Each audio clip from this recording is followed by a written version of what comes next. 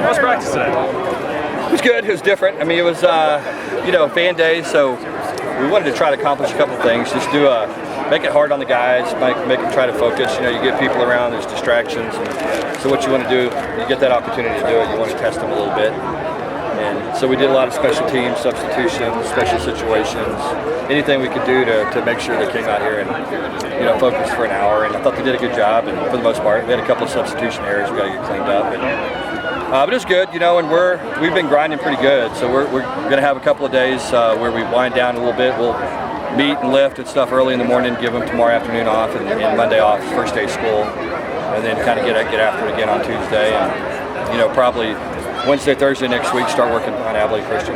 So getting close to breaking camp. Like I said, they start school Monday, so we'll kind of get to our in-season schedule then. Yeah, one of the things that's kind of just been apparent is just how many guys are rotating in with starters. And yeah. I mean, it's very competitive. I mean, I think that's the best thing we have going for us right now is a lot of guys vying for spots, and we've got good players around here that have been multi-year starters that are having to hang on and fight for their jobs, and that's what you want to see. Where guys make each other better every day. It's good competitive nature and good competitive practices, and so it's good. It's been fun. It's been a good camp. I've been really pleased. Hadn't had really many significant injuries or any significant injuries at all. I think we'll have everybody for game one. If we played today, we would, or assuming nothing happens over the next 2 weeks, we will. So we're in a good spot right now, and just trying to keep getting better. And it's good. At this point of the camp, you start to see the cream rises to the top a little bit at certain positions, and guys learn how to handle the load, stay healthy, and all the stuff you have to do. So I'm pleased with where we are. Next 2 weeks obviously going to be very important. Now that he's officially on your roster, Isaac Slade-Matautia, what do you like about him, and does he sort of have a fast track because of his familiarity with Coach Levitt and his defense? Yeah, I mean, we kind of threw him out there tonight. He was able to get a practice in last night, a helmets practice, got him a physical last night. And so got him in there today, and, it was good. I mean, he knows most of the calls, he knows what to do. Played in Jim's defense there at Oregon. The thing I like the most about him, he's just a very productive football player. You just look at the tape, he's around the ball, he plays hard. Jim's got high expectations for the players on defense, and in terms of effort and understanding the defense and doing their job. And Isaac's done that. And, he's been on played on a winning football team, and so we're excited about him. I think he's going to be a great addition for us, and he'll be another guy that comes in and competes, and hopefully he's going to make us better. On the competitive note, do you guys have like a depth chart that you've shared with players, or is it more just, hey?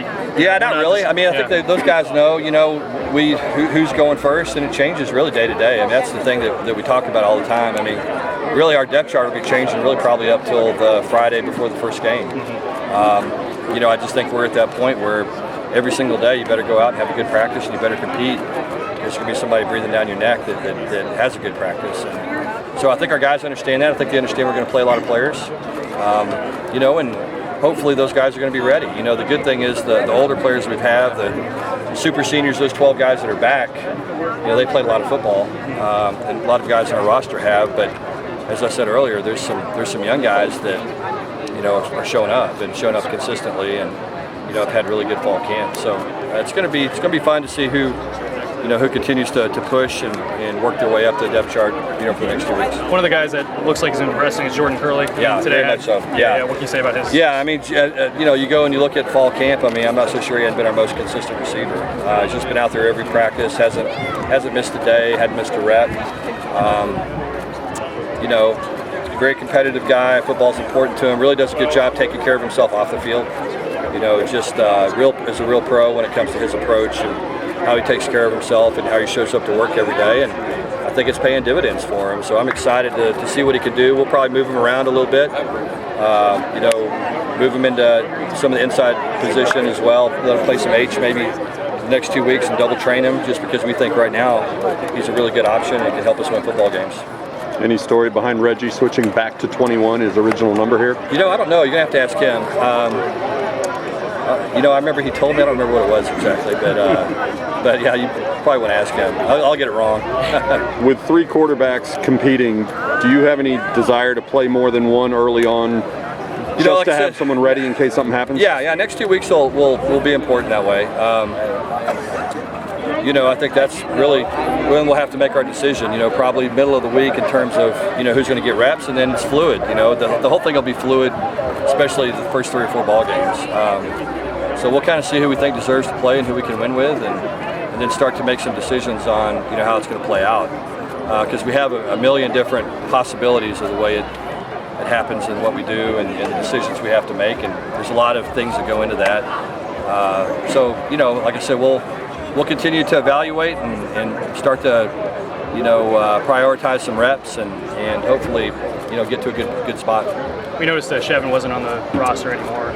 Yeah, I think as of right now he's probably not planning on playing. I think he's has some things he's working through and just felt like he needed to get away from football right now in order to be able to do that. So, if he wants to come back, the door's open for him, but we'll kind of see how it goes. Any other roster moves? Obviously Slade. Yeah, Isaac Slade coming in, and then that's really it.